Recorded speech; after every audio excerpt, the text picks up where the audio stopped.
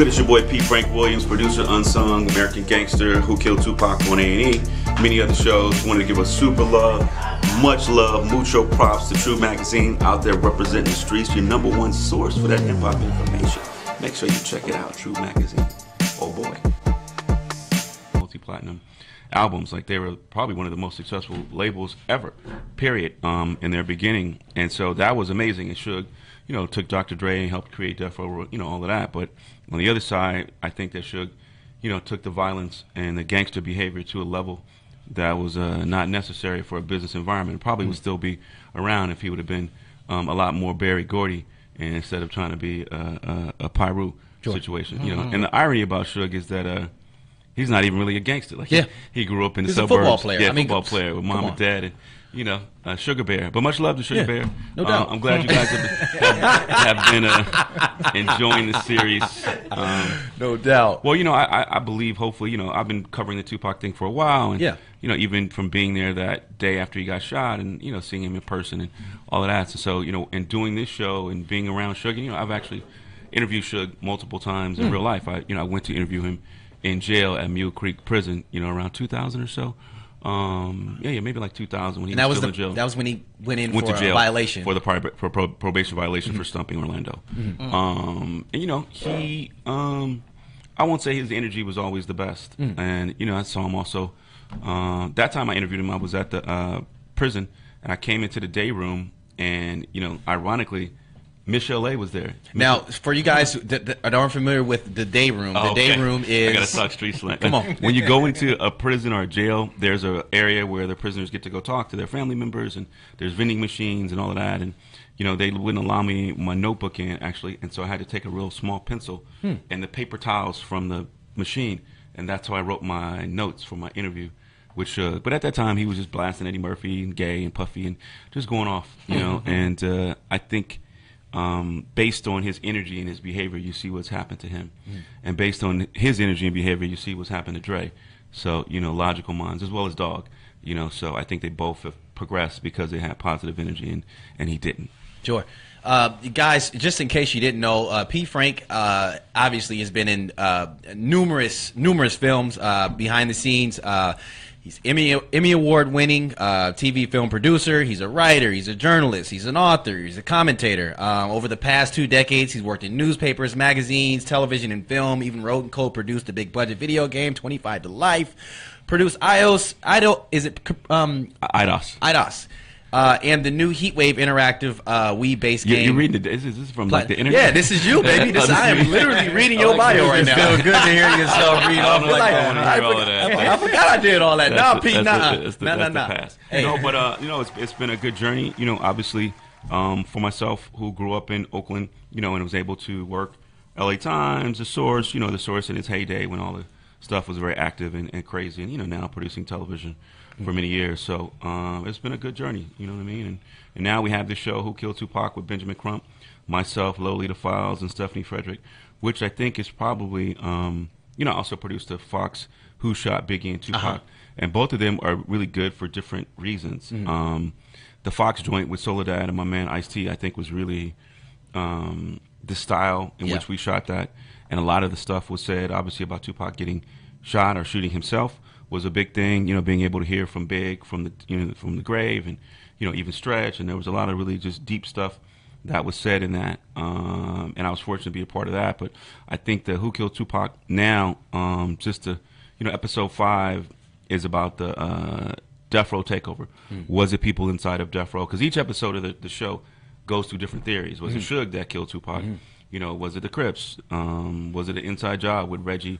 You know, David Kenner and Suge's wife. And so the last episode, I think, you know, people will get a very startling conclusion. A lot of people talk about these Tupac documentaries, and there's never any, you know, even though I've been dropping jewels and doing whatever else, I think this is going to be the first time that, you know, the nail will finally be in a coffin from an evidence standpoint. And I think that his fans, who love him so much, by the way, it's funny, when I was doing the show, I kept thinking about him and how even he would be marveled by how beloved he is now. He got a lot of love when he was alive, but it's remarkable how much people love him. Yeah, I don't think he would have really understood the dynamic of and the way that he touched people's lives through his music, his art.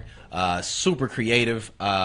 He was more of a poet, and he delivered things that people were really living. And I think that we've lost our way in today's music. I think it's decent music, but it's nothing compared to what it was in the Tupac era and even before then. I then want to go ahead and ask, because this is a very important question that I have. There was a scene that suggested that Tupac shot himself a few years back, and I think that was in New York. Funk Flex took a lot of heat for that publicly, and he also stated it. And do you think some of his own actions led to his demise, being Tupac? Did some of Tupac's own actions led to?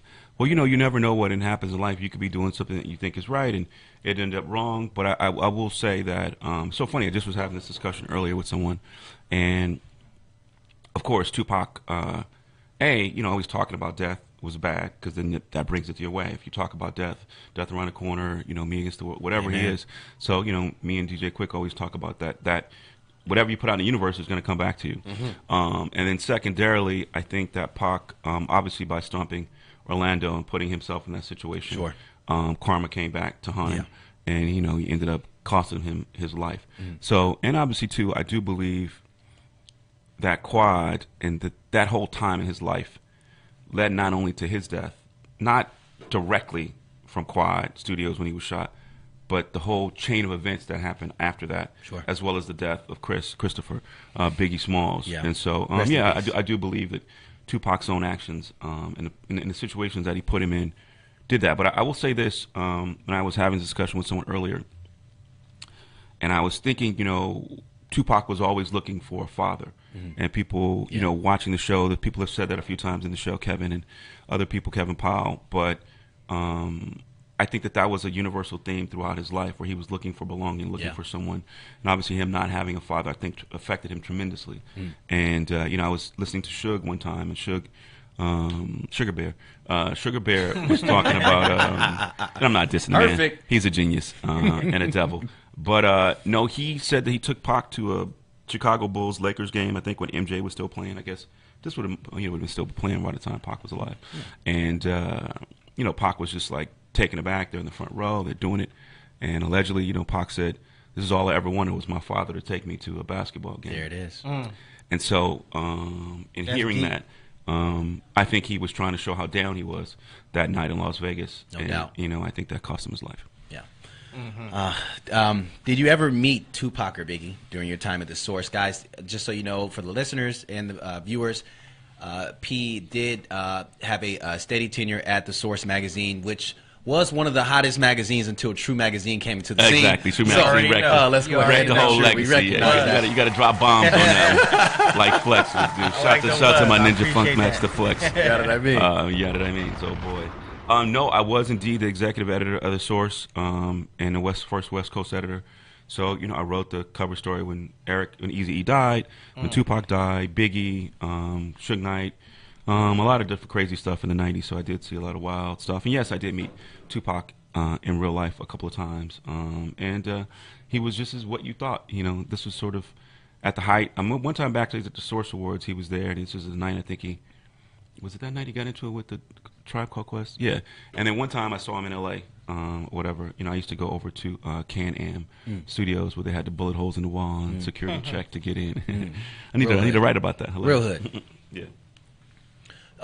Let me ask this, because well, first let me share. Now, you say, you know, that Tupac was the same person that you thought he was, pretty much.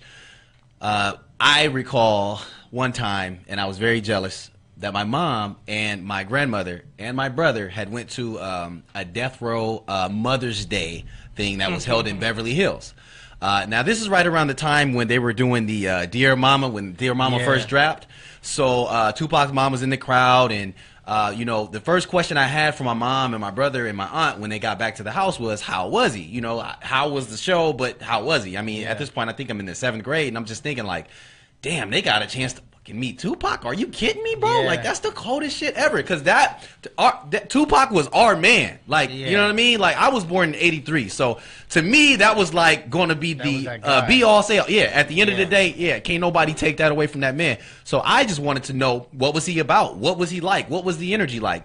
My mom said, Jeremy, that boy is a sweet young man.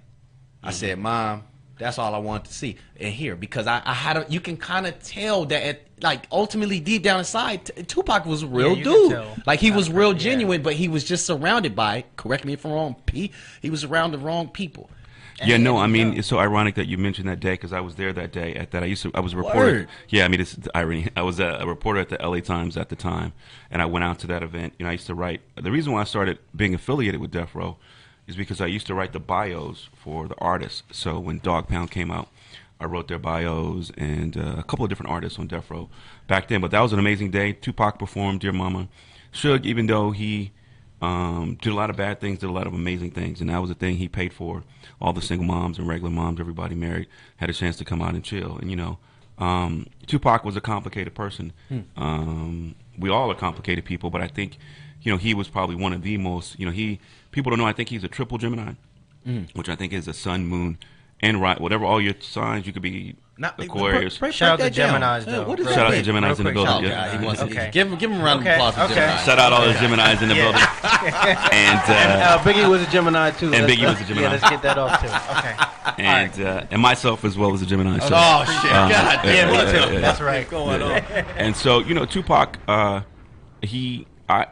grew up in Oakland, California, around the Black Panther Party in the streets of Oakland, and you know, I'm literally born one day or hours apart from Tupac. Word. So as a person who grew up around that environment, as well as, you know, tackling my Gemini demons and just going through life, I think he loved his people as a Panther kid, because that's what he grew up around, and saw a lot of his uncles and aunts and relatives, Asada and whoever else, and Geronimo and whoever, go to jail and have problems. So, you know, he was the Black Panther of the hip hop generation, and I think that he was a sympathetic. You know, what rapper, you know, can write Dear Mama, you know, and be able to hold his street cred. Not even that, but have the complexity as an artist to write something absolutely, like that. You know, to say the line. You always, you know, even when you was a crack fiend, mama, you was a black queen, mama. The simplicity, but the beauty of it. And, you know, I wish he would have gotten to pass 25, because he wasn't able to make it. And I've had this conversation multiple times with T.I. And, you know, T.I. went sort of down a bad road. And a couple of times he could have went the wrong way, and thankfully he went another way. And so he and I talked about Pac just didn't get to make it to the other side. And he got caught up, just like a lot of young African-American men in the streets.